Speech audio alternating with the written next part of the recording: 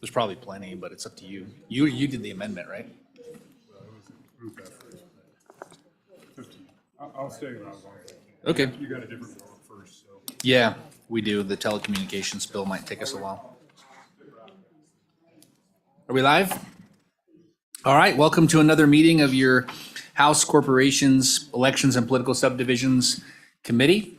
We have to be back in 45 minutes-ish. So we had an extended committee of the whole, but we're still gaveling back in it too. So with that, Barb, will you please call the roll? Representative Chadwick. Excused. Representative Haroldson. Here. Representative Harshman. Excused. Vice Chairman Knapp.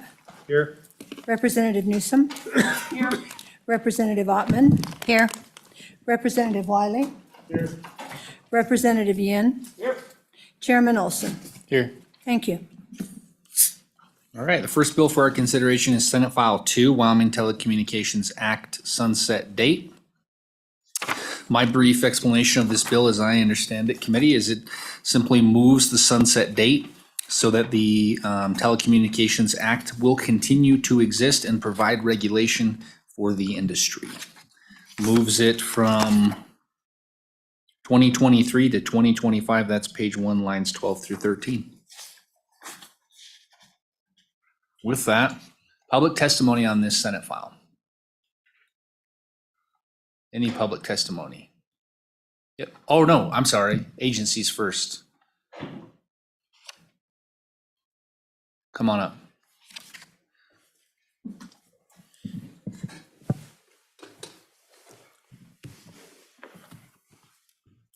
Thank you, Mr. Chairman. I'm Chris Petrie. I'm Chairman of the Wyoming Public Service Commission.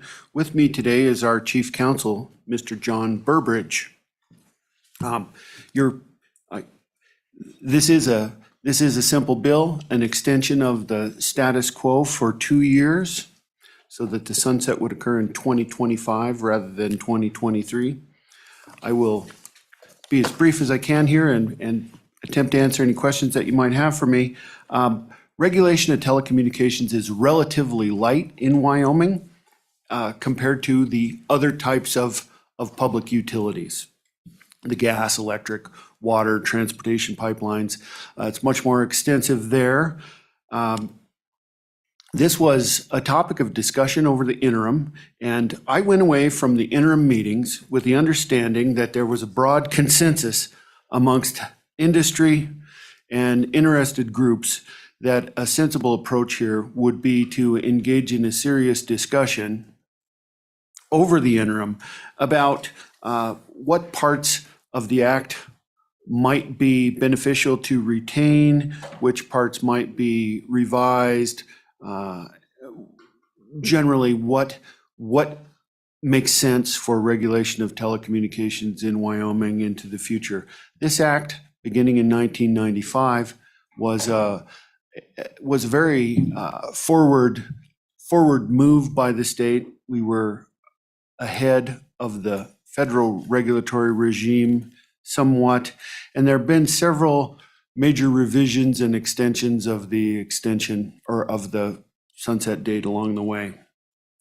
The Public Service Commission right now, as I said, is a lighter regulatory regime than other utilities. We administer the Wyoming Universal Service Fund, which provides support for customers who receive service for essential telecommunications services in relatively costly to serve areas. That amounts to about $2.1 million a year of support that assists about 23,000 customers in 20 counties. Those are the customers of, I believe, 9 companies that provide non-competitive essential telecommunications services. We also are responsible for eligible telecommunications carriers designations and certifications. So that is the federal telecommunications support, and it's now transformed itself largely into a broadband support operation. That amounts to about $9.3 million annually in Wyoming and supporting about 57,000 lines. Those numbers are for past years, so they might be different as we go into the future. We do those certifications and designations. The designation is the initial finding that a telecommunications company should be eligible to receive federal funding for the benefit of its customers. And the certification is the annual process where those companies who have been designated are examined, and the commission determines whether it appears that they have done the correct thing with the money that they may have received. That's a delegation to the commission of federal authority, basically.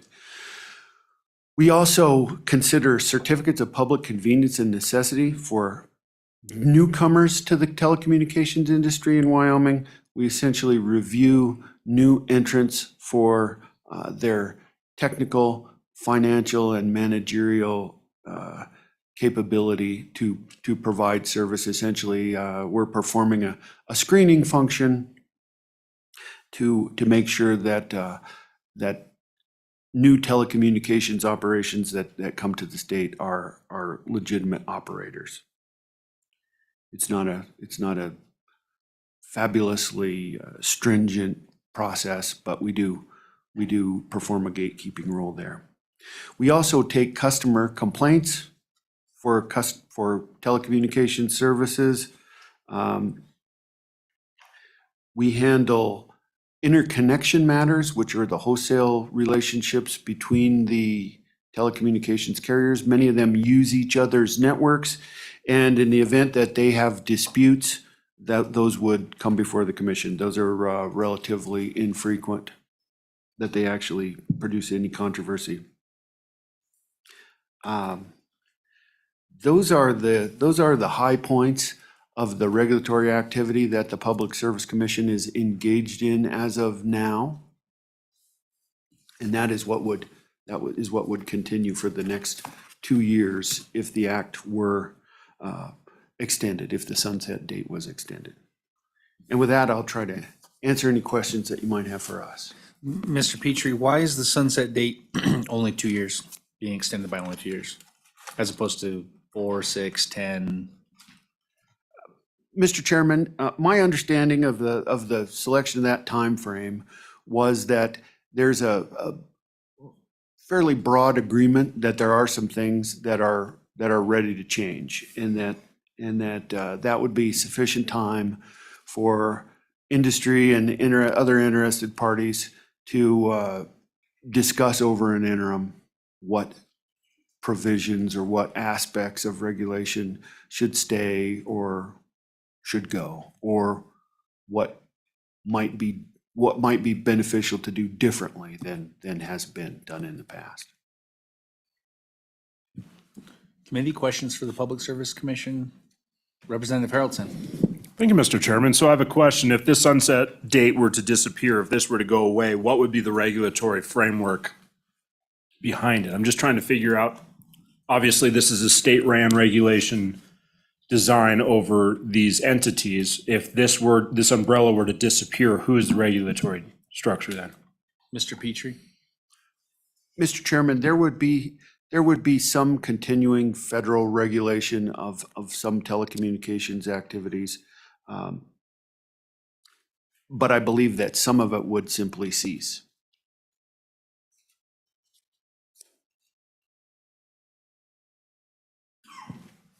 Committee, additional questions for the Public Service Commission? Representative Ottman. Thank you, Mr. Chairman. Just to follow up on that, we've been getting a lot of support for this from different telecommunications entities. So would they be one of the entities that could cease if this date isn't extended? That would be mostly like the telephone entities. Mr. Petrie. Mr. Chairman, if this act were not extended, if the Telecommunications Act were not extended, I don't think that it would in any way suggest that any telecommunications service provider, any telecommunications company would cease to operate in any way. It would just be that the state layer of regulation that has existed up to now, beginning with there was some state regulation earlier, but beginning with the passage of the Wyoming Telecommunications Act in 1995, there has been some state regulatory activity. So the state has been, and the Public Service Commission has been overseeing some aspects of telecommunication. And if the act sunsets, then that is the part that would cease. Along with the Wyoming Universal Service Fund that provides support for customers in areas of the state where their costs would otherwise be relatively high. Right now, that system keeps it down to $30 or less for essential telecommunications service, which you could think of as just your basic telephone service where you can get a dial tone, make a local call, have access to the long distance services, and dial 911 and have those work. Committee, additional questions for the Public Service Commission? Representative Newsom? Thank you, Mr. Chairman. So it seems as though, as I read on page 2 on line 7, the commission shall review the price benchmark one time every 4 years. And it appears to me, as if we were to make this sunset be 2025, that the next, according to this, I'm assuming there will be a price benchmark July 1st, 2023. And then it seems we should make this an every 4-year deal so that it should be 2027. Seems to make more sense. And my question for you is, you said there's some ongoing talk about different regulation. Would moving the sunset out to 2027 preclude that conversation about other regulation or other looking at how the commission is working? Mr. Petrie? Mr. Chairman, Representative Newsom, no. It wouldn't do any harm from our perspective for that to be a longer extension. I think that the industry and others that are interested in this are prepared to begin that discussion, and I think they felt that a 2-year extension would be sufficient. But I can't think of any reason why a lengthier extension of the act would interfere with that process.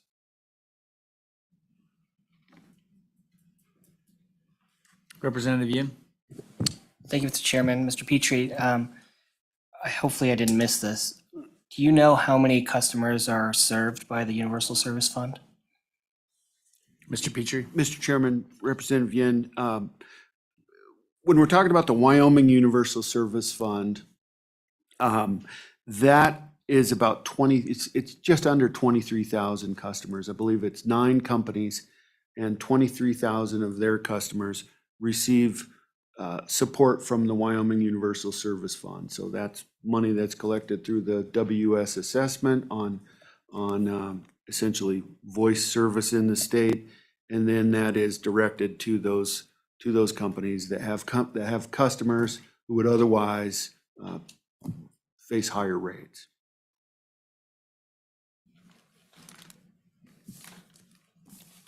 All right. Thank you, Mr. Petrie. Thank you, Mr. Chairman. Additional public testimony on this bill?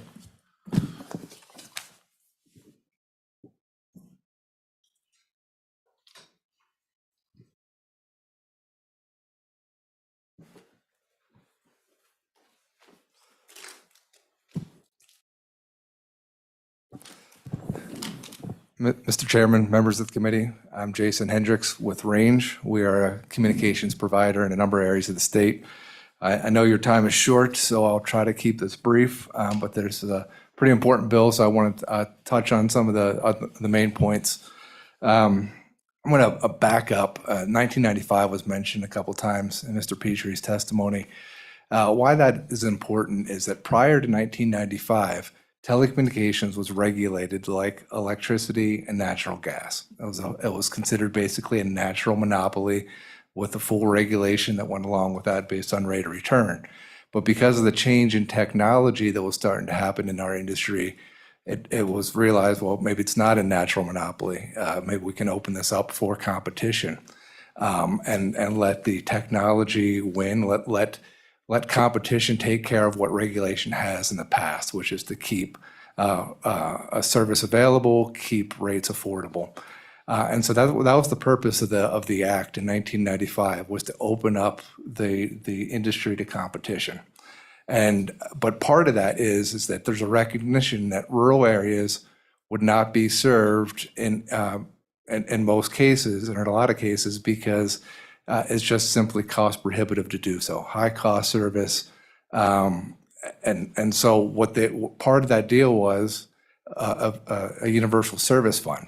So allowing the competition where the competitors want to serve, which is mostly the urban areas, and then so that'll keep the prices down there. But in the rural areas, the Universal Service Fund helps to keep service connected, to keep the operations and maintenance upgraded, keep facilities upgraded, and service affordable. So that was the trade-off. That was the deal that was made. And so the reason why this act has been looked at and modified and extended over time is that technology keeps changing, and it's becoming available more and more beyond the urban areas, out into the suburban areas, getting into the rural areas. But anyone who's driven across the state knows that there are still very many areas where cell phone is not available. And actually with changing in technology, that actually, as you go from 3G to 4G to 5G, the cell sites get smaller. And so the problem isn't going away necessarily for cell phone, but there are other technologies. So the point of all that is that we keep looking at it, keep reviewing. Is technology and competition at the point now where we don't need this regulation? We're getting there. We're not quite there yet. And so that's the reason for the extension. And the other part of that is that if looking at how federal regulation is changing, looking at a lot of money that's coming in for infrastructure deployment, maybe that'll take care of things too. So this was an interim topic. It's a committee bill. And so we looked at a lot of those things over 3 meetings, and we got to a point where we weren't quite ready to overhaul the statute or to let it go away. There are still very many important provisions in there. And you'll see that it has support not only from universal service recipients, but also those who pay into the fund. And our company is both. Other companies are either one or the other primarily. And the reason why that's the case is there are still a lot of pro-competitive provisions in the act, things that require entities to interact with each other, interconnect with each other. There's oversight to make sure that there's not non-discriminatory practices. Some of the other things that Mr. Petrie touched on too, there are consumer protection provisions, and other things. So there are a lot of important things. And before we let this act go away, we wanted to make sure that we address them. My vision is that we have these conversations over the next couple years, that we can greatly narrow down the act if it continues to go forward. But we just simply, need more time to make sure we get it right. And it's premature to just let it go away at this point. So that's the main points that I wanted to raise. I'd be glad to answer any questions you might have. Questions, committee? All right, thank you for your testimony. Thank you. Additional public testimony.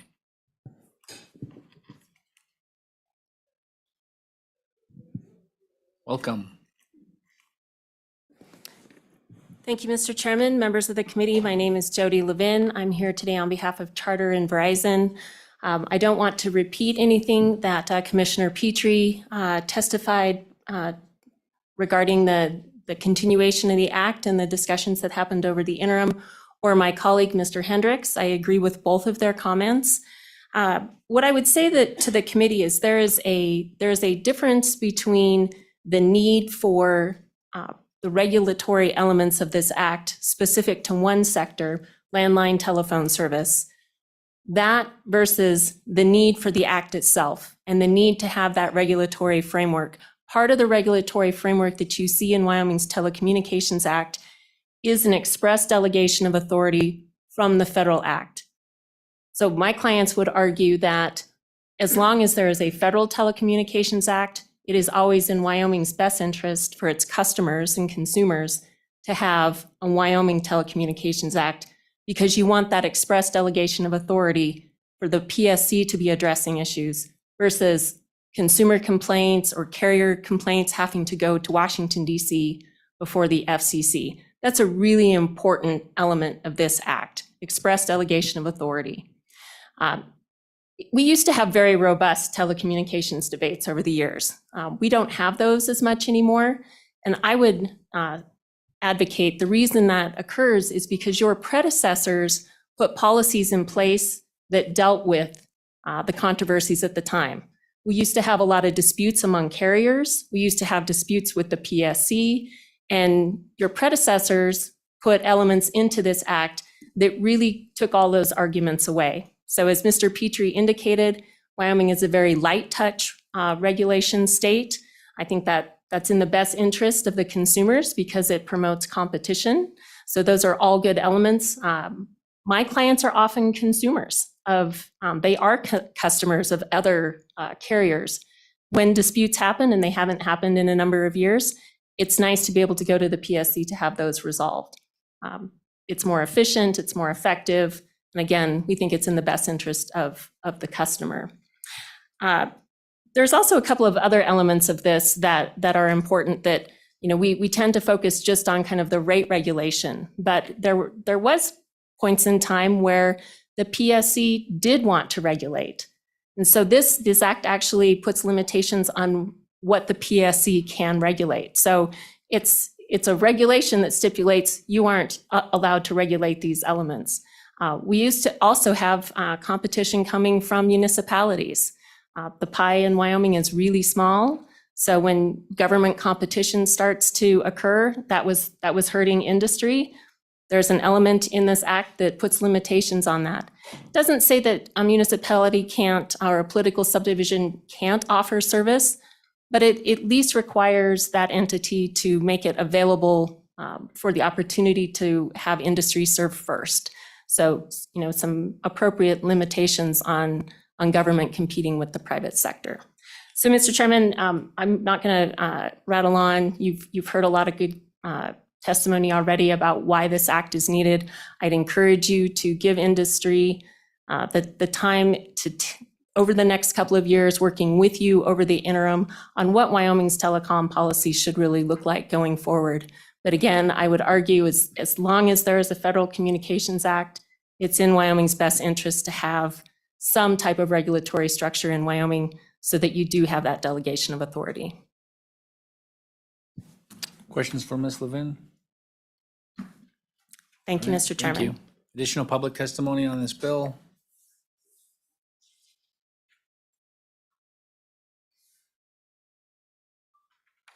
Just a reminder for anyone filtering in at this time, we're gaveling back in 30 minutes from now. Kind of pressed for time, I don't know. Good afternoon, Mr. Chairman, members of the committee. Catherine Wilkinson here today on behalf of All West Communications, Silver Star Communications, and also on behalf of Marianne Shaner, who was unable to make it, representing Tri-County Telephone and Chugwater, standing in support of the I think she's two-year. behind you. She just snuck in. Well, if she has anything additional to add, Mr. Chairman, I'll let her speak, but I think our statement is very simple of that. The industry does support the 2-year extension. It was very deliberate on the 2 years, and we would ask that you support it just while we maintain the state oversight until we can figure out kind of also what the federal government's going to do with some of the broadband issues in the future and those rules. So we do stand in support and would stand for any questions. Thank you, Mr. Chairman. My name is Kristen Lee, and I represent Union Wireless, which is out of Mountain View and Lyman, Wyoming, on the southwest corner of the state. And I echo everything that my colleagues in industry have said, and I'll be quick, but I thought you needed to be introduced to Union Wireless as well. Mr. Chairman, members of the committee, my name is Cindy Delancey. I'm the president of the Wyoming Business Alliance. The Wyoming Business Alliance membership does stand in support of this bill as well.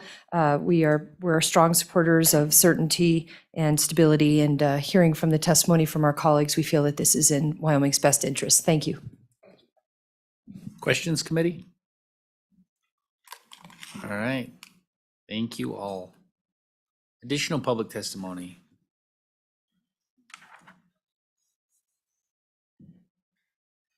Welcome. Thank you, Mr. Chairman. Brett Moline, Wyoming Farm Bureau Federation. It's a lot of my members that this bill helps to have a reliable, dependable phone line. This is an important issue for us. There's many of my members that the landline is the only line they can get, and this is the avenue that they have to help keep that affordable. Sitting in support of the bill, with that, Mr. Chairman, I would sit for any questions. Questions, committee. Representative Yin.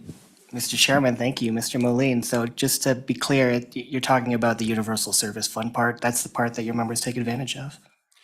Mr. Chairman, Representative Yen, that and the Universal Service Fund and the carrier of last resort. Additional questions from Mr. Moline? All right. Thank you. Thank you. Any additional public testimony? All right. Do we have any testimony signed up online? No online public testimony. I'll close public testimony. Committee, what is your pleasure? Moved by Representative Ottman and seconded by Representative Wiley. Any amendments on this bill to page 1? Page 2. All right. Barb, will you please do a roll call vote on Senate File 2, Wyoming Telecommunications Act sunset date? Representative Chadwick. Representative Haroldson. Representative Harshman. Vice Chairman Knapp. Aye. Representative Newsom. Representative Ottman. Aye. Representative Wiley. Representative Yin. Chairman Olson. Aye. 9 aye. Who wants to floor manage this little bill? Any takers? Representative Yin, you want to do it? Okay. Shows an easy one. All right, the next bill we have for our consideration is Senate File 13, Bar and Grill Liquor License Amendments. Committee, this bill does a couple of things. One, it increases the number of bar and grill liquor licenses in 2023 that are available to cities and towns. It increases it again in 2028. And then in 2033, it eliminates statutory caps on the number of licenses that can be granted. So that's the number one thing it does. The second thing that it does, it looks like it was amended on the Senate side to include entertainment licenses. So now 60% of your revenue can be either grill and entertainment or grill or entertainment driven. If you have one of these licenses, and 40% of it can be left up to the bar sales. And then it looks like the third thing it does, how this is entirely related, I'm not sure, but it lets you take home one partially consumed bottle of wine off the premises. So that's thrown in there too. And I think that's the gist of what this bill does. We have the liquor division with us. Yeah, come on up.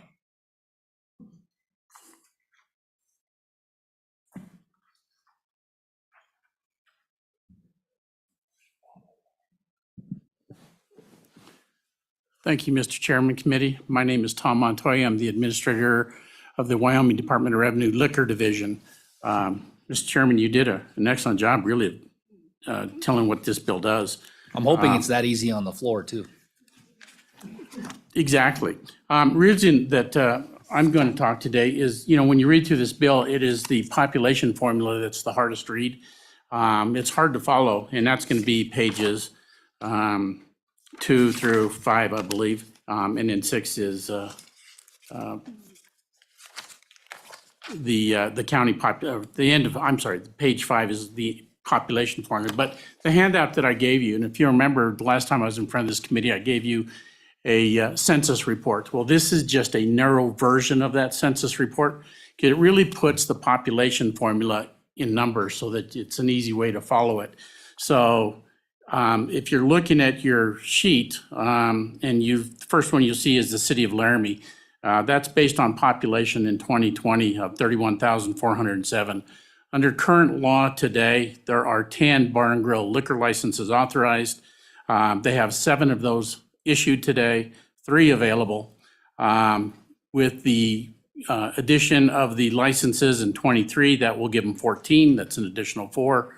In 28, it's an additional 4 more. And of course, in 2033, they become unlimited. And that really tells out for every single county, town.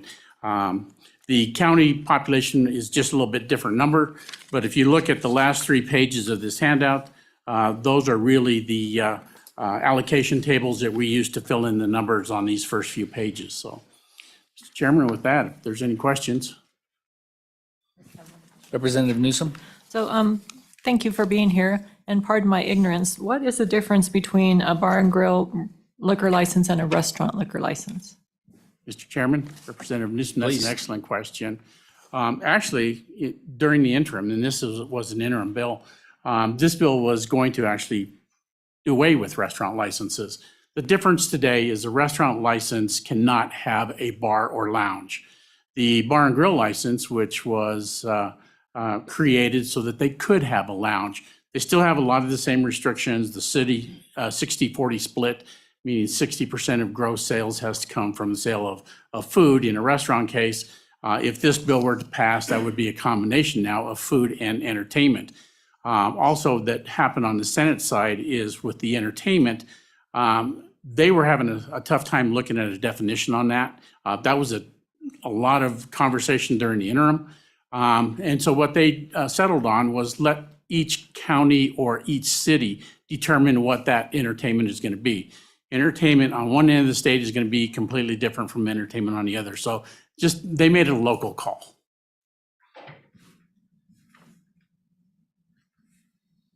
Representative Yin?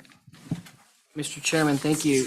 Do you know what the discussion about gambling was with regards to the definition of entertainment? Mr. Montoya? Mr. Chairman, Representative Yin, the definition of entertainment, there was another bill, Senate File 12, and that was going to create a tavern license, and it was going to be a split between entertainment to figure a 60-40 rule of food also. And this ended up being, this particular bill is a combination of those. But they wanted to make sure that the adult entertainment and gambling was not part of what the licensing authorities could allow. And of course, gambling is defined in Title VI. And so there was some discussion on the Senate side, bringing some gambling in. I'll let Mr. Mosier really discuss that more in depth than I did, or that I can. But my understanding, most of that was just left alone. It had got amended out, and so.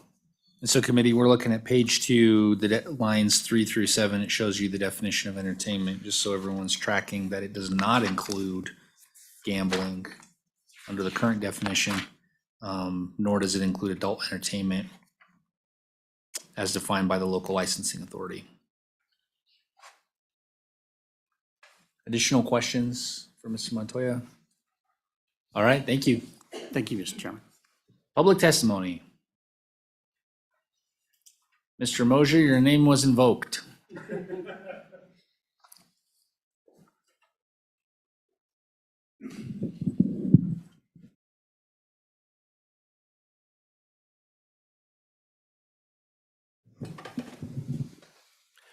Welcome. Thank you, Mr. Chairman. Members of the committee, Mike Mosier, Wyoming State Liquor Association. We support this legislation. It is a compromise, and I will quickly summarize how we got there. We were going to together sing Kumbaya, but we couldn't find anybody to sing soprano, so we'll just talk.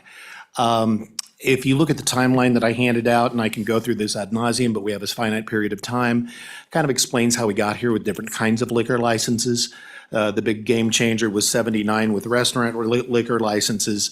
Bar and grills came about in 2006. with the Joint Corporations Committee, Wham and us were beating the snot out of each other trying to find a way to create more liquor licenses without negative effects. The chairman of House Corporations pointed at Mr. Montoya and I and said, I want something that works. So Tom and I got our crayons and our Big Chief tablets, and we invented the bar and grill liquor license. Happily, it was adopted with population formulas, passed completely unamended. We agreed back then that we would go through time and adjust the population formula to create more, so you don't flood the market.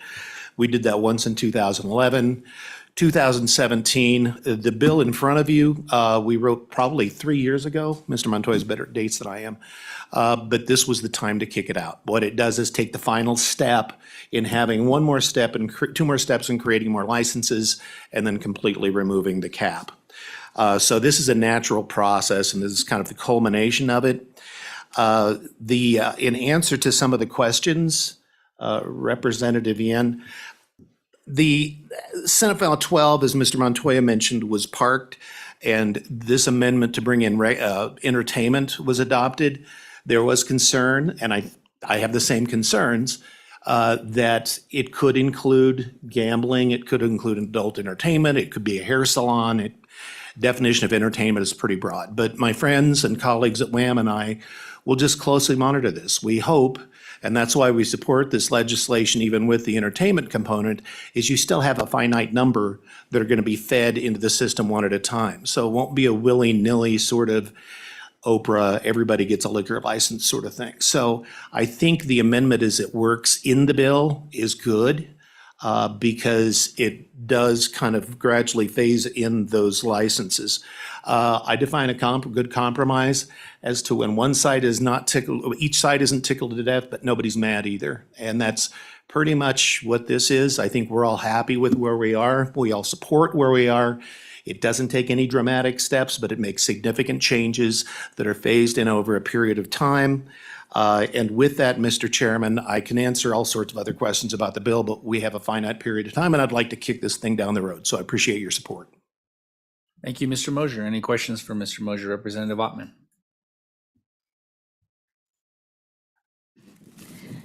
Mr. Chairman, Mr. Mosier, Mayor, thank you for coming here today. I'm going to just speak for just a moment about all of your talking points and how they make sense. Like it's finite, it's one at a time, gradual phases in and phased in. And all of those, as we look back through here, we can see that it has over the years done that and also in the future. And so my consternation, concern grows into where we get rid of the cap. I don't know what the decision-making behind getting rid of a cap would be, especially when it's 5 years out. It seems like we're doing very well with regulating this and putting things in as it comes up in our communities. So to take that off and not have that ability to regulate that, I'm not sure that that's a good idea. Mr. Chairman, Representative Ottman, great question. We normally wouldn't be tickled to death about this, but for example, with restaurant liquor licenses, those used to have a cap and we removed that. There reaches a point in a market where you hit a culminating point in how many licenses you can have. Studies have shown, and economic development, law enforcement, et cetera, that the problems in a community come about through bars and packaged liquor stores, primarily standalone bars, and not restaurants. And so we feel that as long as they're restaurant focused with alcohol, that there are no negative consequences in the community. The concerns are is when there's too many standalone bars and packaged liquor stores. And so we feel that if the cap is removed off this, like when we removed the cap off restaurant liquor licenses, that there will not be negative repercussions. I would not have those same feelings if we did this with bars and packaged liquor stores. But since these are specifically targeted in the growth area, which is food, you don't find too many standalone bars anymore. We feel that it's okay. We can certainly address it if it becomes a problem down the road, but I don't believe it will be. But we got 10 years to figure that out. Follow up, please. Follow up? Are we, excuse me, Mr. Chairman, Are we talking about adding entertainment and the advantages that you see of that as well? It's not just restaurants. We're talking about entertainment. Thank you. Mr. Mosier? Mr. Chairman, Representative Ottman, is that something we're going to need to keep our eye on? Yes. We didn't think we needed sideboards for airport liquor licenses, and we did. So we can address those as we go. I think cities, and they can certainly speak on behalf of themselves, since there is a certain number, even though we let the cap off, I think they'll deal with this responsibly, so we won't end up with historic horse racing or adult entertainment or beauty shops or whatever your definition of it. I think cities will decide that, but I think we need to closely monitor it because it always takes constant monitoring. So we support the bill, but we will certainly keep our eyes wide open to make sure that there aren't any negative consequences. Vice Chairman Knapp? Mr. Chairman, thank you. What are the statuses of licenses now? Is it government-owned, whether it's the city or whether it's the state? Or do those become assets of a restaurant to be sold? Mr. Mosier? Mr. Chairman, Representative Knapp, they own our licenses. They issue them to us. We have the blue sky value to them in some communities, the vast majority, but these are just full retail licenses we're talking about here, not bar and grill. When we invented the bar and grill, one of the things we incorporated in it is that non-transferable. So there is no intrinsic value. So the cities can charge a higher entry level. So bar and grills and restaurant licenses, limited retail, club, all of those, there's no intrinsic value. All right, Mr. Collins? Mr. Chairman, members of the committee, I'm Patrick Collins, Mayor of Cheyenne. I was on the City Council back in 2006 when the bar and grill license was created. It was really important to us at that time because we were out of retail liquor licenses and we had restaurants that wanted to open, but part of their concept was a bar waiting area. The one that I kept hearing about from my constituents was they wanted an Olive Garden, and Olive Garden wouldn't come unless they could have a license that allowed them to have their bar waiting area. History has shown that this license has been very successful. We've got 89, at least this summer we had 89, there might be more today, successful restaurants in the state that are operating on the bar and grill license. Today, 11 of our communities are sold out of bar and grills. Many of them are tourism destination type places. Small towns like Du Bois, Saratoga, and Cody are sold out. Sheridan, Casper, Cheyenne are also sold out. During the interim, WHAM's goal was to eliminate the population formula. For us, it didn't make any sense. Why would we want to limit the number of restaurants in our state? But the Liquor Commission, Mr. Mosier, came up with a compromise that gives us a significant number of licenses right away. 5 years now gives us a few more, and then in 2033 gets rid of the population formula. We thought that was a fair compromise, and so we decided to support that. Just like in 2006, today cities and towns are sold out of retail liquor licenses, and it's stifling our ability to let some businesses get opened. 85.7% of our cities with populations over 1,000 are sold out of liquor licenses, and more than half of the ones smaller than that are sold out. So we were looking for a compromise to allow more entertainment style businesses to be able to open, or the existing ones to be able to survive. I'm thinking of bowling alleys, golf simulators, maybe a music venue that would support, and in 85.7% of our cities, we can't support them today. So one way we could do that would be to fix the number of retail liquor licenses we have. That's the magic bullet that allows you to have packaged liquor, a bar, and also to cater off-site. But that means we'd have to fight with Mr. Mosier here, and we weren't in the mood to do that. So we were looking for a compromise. And we thought maybe the best way to do that would be to take the successful bar and grill formula, which says that 60% of your sales have to come from non-alcohol sales. In this case, it'd be food and or entertainment. So originally we had two bills, one that was specifically for entertainment, one that was for the bar and grill, adding more restaurant licenses for us. The Senate combined those two together into one bill. So what that means is that we'll have fewer licenses to give out, but I think this will be a very important bill for us. I would really appreciate your consideration on this bill and answer any questions you might have about how this works at the municipal level. Questions for Mayor Collins? All right, let's go to WHAM. Thank you, Mr. Chairman. Dave Fraser, Executive Director, Wyoming Association of Municipalities. Given the time on the clock, I won't take any more of your time. I think that you'll probably hear some testimony, which will give you an example of a business that will be able to start with, given this and hasn't been able to because of the roadblocks that Mayor Collins just mentioned. Just one side note, I occasionally like to point out what a bill doesn't do. And there was a little confusion on the other side when the gambling was put in here, that somehow that would outlaw gaming in the state. And those are certainly governed by others. That's certainly governed by other statutes. This doesn't put any kind of a moratorium on gambling. It simply says it can't be considered as part of the 60%. I'd take any questions, otherwise I'd yield the time. Questions for Director Frazier? All right, thank you.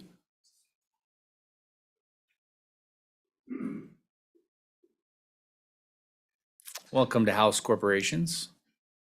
Thank you, Mr. Chairman. April Brimmer Kuntz on behalf of ACES Range. With me is Mr. J.B. Kuntz, who is the inspiration for ACES Range. Very quickly, time is short. I will make it very simple and hopefully answer a lot of committee questions that have come up. The reason entertainment is in is because Senator Scott helped us to achieve that goal. ACES Range is golf simulators, TrackMan golf simulators, and laser shooting simulators. We were one of 11 applicants for the single liquor license that was available in Cheyenne. We came in fourth because we took a blighted building on the west end of Cheyenne and have renovated it and hope to open our simulator business. We hope to have leagues in the evening, and it would be nice if we could serve libations. However, I would note that we also will have a separate space for where the bar would be if we were allowed to have under entertainment a liquor license. Realizing that there will be times when there will be minors in ACES Range and they will be prohibited from accessing that area. It's a matter of economic development. It's a matter of keeping young people in Wyoming. It is also a matter of providing some new liquor license that will help in our smaller communities and our larger communities. And I would point out to you that, for example, I have spoken with one of your fellow representatives who is very involved with the city of Laramie. She said it would help immensely with the WYO Theater, owned by the city of Laramie. I believe it would help the gentleman who started the Sand Trap in Casper. And I believe there is a movie, this is hearsay, Representative Yen, Mr. Chairman, through you, that there's a movie theater in Jackson that could maybe turn something into a profitable connection for entrepreneurs of this state, and not necessarily a large corporation coming in and taking over and using it for that purpose. Realize there's 7 licenses offered under this for the city of Cheyenne. We would apply for one of them and hope to be able to proceed with a bar for ACES Range. We strongly support Representative Ottman that we keep close track of this. We don't want it to be out of line. The gambling part refers to Title VI, talking about casino gambling. The rest of it's regulated by your Gaming Commission. We are neutral on that. That's a decision for the legislature to make.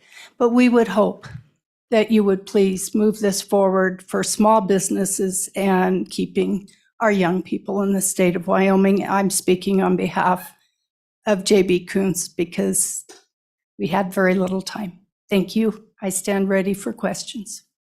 Representative Ottman? Thank you, Mr. Chairman. And just to say, I was able to go to one of those golfing things in 2 states south. It was fun. It was fun.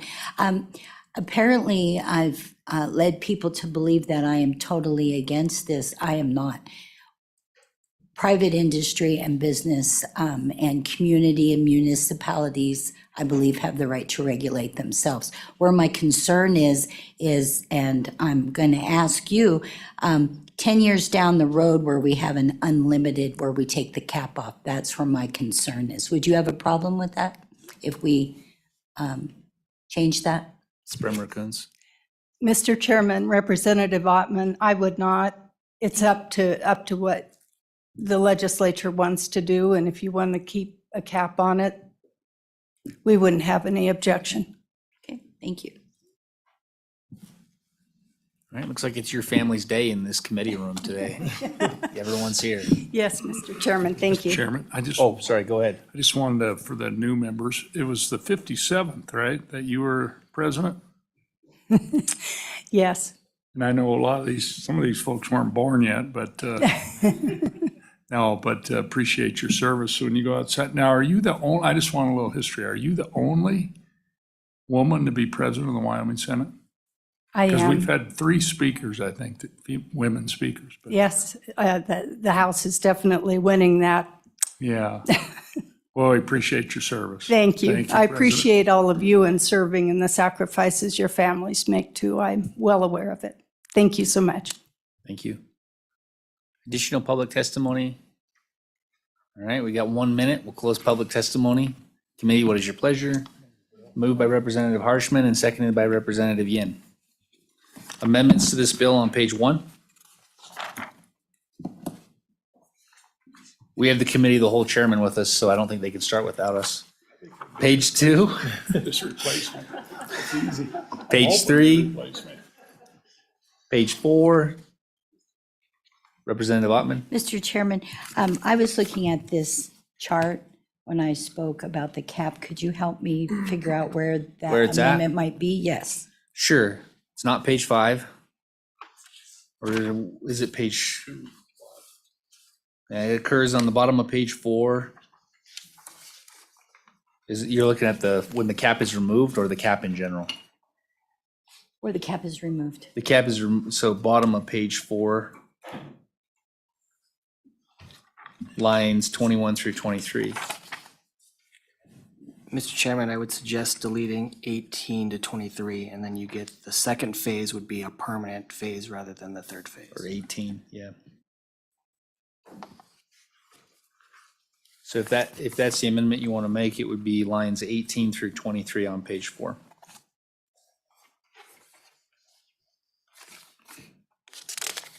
Mr. Chairman, then would that take out the unlimited and retain a cap?